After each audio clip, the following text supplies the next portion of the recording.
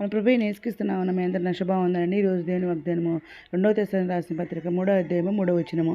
అయితే ప్రభువు నమ్మదగిన వాడు, ఆయన మిమ్మల్ని స్థిరపరిచి దుష్టత్వం నుండి కాపాడును అని వాగ్దానం ఇచ్చండి. పరిశుద్ధాత్మడు అర్ధరాత్రి తెలిసి ప్రార్థన చేసి వేసి చెల్లించి మరలా ప్రార్థన చేసి ఉన్నప్పుడు దేవుడి వాగ్దానం ఇచ్చండి. వెంటనే స్టేటస్ పెట్టిన చూడండి ఎక్కడిక. అవునండి, అనుదినం కూడా మనం ఉదయకాలం సాయంత్రకాలం అర్ధరాత్రి ప్రార్థన చేస్తున్నాం, స్తుతియాగం చేస్తున్నాం. మరి బైబిల్ దేవుని కృపలను పూర్తిగా రాస్తానండి. ఈ విధంగా చేస్తున్నాం కాబట్టి ప్రభువు నమ్మదగిన వాడు అనమాట. ఆయన మనల్ని స్థిరపరిస్థితి కాపాడుతానని అంటున్నారు అనమాట. అయితే ఇక్కడ దీనికి రేఫరెన్స్లు చూస్తే దేవుని విశ్వసనీయతను స్థిరపరచుట గురించి మరి ఇక్కడ వాక్యాలు ఇచ్చారండి. 1 కొరింథీయులకు రాసిన పత్రిక 1వ అధ్యాయము 9వ వచనంలో మన ప్రభు అయిన యేసుక్రీస్తు అను తన కుమారుని సవాసమునకు మిమ్మల్ని పిలిచిన దేవుడు నమ్మదగినవాడు అని చెప్పేసి అంటున్నాడండి దేవుడు. ఇంకా 1 పేతురు 5వ అధ్యాయము 10వ వచనంలో దేవుడు ఏం మాట్లాడుతున్నారంటే, తన నిత్య మహిమకు క్రీస్తునందు మిమ్మను పిలిచిన సర్వకృపానిధియగు దేవుడు కొంచెం కాలం మీరు శ్రమపడిన పిమ్మట తానే మిమ్మల్ని పూర్ణులుగా చేసి స్థిరపరిచి బలపరచును అని చెప్పేసి దేవుడు మాట్లాడుతున్నారండి. ఇంకా 1వ తెస్సలోనికీయులకు రాసిన పత్రిక 5వ అధ్యాయము 24వ వచనంలో మిమ్మను పిలుచువాడు నమ్మకమైన వాడు కనుక అలాగ చేయను అని చెప్పేసి దేవుడు మాట్లాడుతున్నారనమాట. ఇంకా దుష్టుని నుండి రక్షణ మరియు భద్రత గురించి వాక్యాలు చూద్దామండి. ఇక్కడ మత్తయి సువార్త 6వ అధ్యాయం 13వ వచనంలో మిమ్మను శోధనలోనికి తేక దుష్టి నుండి మిమ్మల్ని తప్పించుము అని చెప్పేసి దేవుడు ఇక్కడ మాట్లాడుతున్నారండి.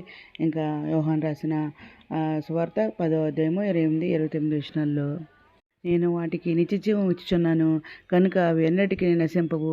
ఎవడన్నా వాటిని నా చేతుల నుండి అపహరింపడు. వాటిని నాకిచ్చిన నా తండ్రి అందరికంటే గొప్పవాడు కనుక నా తండ్రి చేతుల నుండి ఎవడన్నా వాటిని అపహరింపలేడని చెప్పేసి దేవుడు మాట్లాడుతున్నారన్నమాట అండి. ఇంకా కీర్తన గ్రంథం 121వ అధ్యాయము 7వ వచనంలో ప్రభు ప్రతి దుష్కార్యం నుండి నన్ను తప్పించి తన పరలోక రాజ్యమునకు చేరినట్లు నన్ను రక్షించును. యుగములో ఆయన నీకు మహిమయు నాకు మహిమయు కలుగునుగాక అని చెప్పేసి దేవుడు మనం ప్రార్థన చేసుకోవాలన్నమాట అండి. ఇంకా మరి ఇంకా సమాధానమును మరియు కృప గురించి ఇక్కడ వాక్యాలు ఉన్నాయి. 2వ తెస్సలోనికీయులకు రాసిన పత్రిక 3వ అధ్యాయము 16వ వచనంలో సమాధానకర్తయగు ప్రభువు తానే ఎల్లప్పుడూ ప్రతి విధం చేతను మీకు సమాధానం అనుగ్రహించును గాక. ప్రభువు మీ అందరికీ తోడైండును గాక అని చెప్పేసి మాట్లాడుతున్నారండి. ఇంకా 2వ తెస్సలోనికీయులకు రాసిన పత్రిక 3వ అధ్యాయము 5వ వచనంలో దేవుడు ఏం మాట్లాడుతున్నారంటే, దేవుని యందలి ప్రేమయు క్రీస్తు చూపిన ఓర్పును మీరు కలుగునట్లు ప్రభువు మీ హృదయములను ప్రేరేపించును గాక అంటున్నారన్నమాట. ఈ వచనాలన్నీ కూడా విశ్వాసులు దుష్టుని నుండి మరి కాపాడటలో దేవునిపై ఆధారపడవలసిన అవసరాన్ని నొక్కి చెబుతున్నాయి అనమాట అండి. అవునండి, దుష్టి నుండి మనల్ని కాపాడబడాలంటే దేవునిపై విశ్వాసం ఉంచాలి, దేవునిపై ఆధారపడాలి. ఆయనే మనం రక్షిస్తారు, ఆయనే మనం కాపాడుతారు. మన ప్రాణం కాపాడే దేవుడు ఆయనే, ఏ భయం రాకుండా మనల్ని కాపాడే దేవుడు ఆయన అనమాట.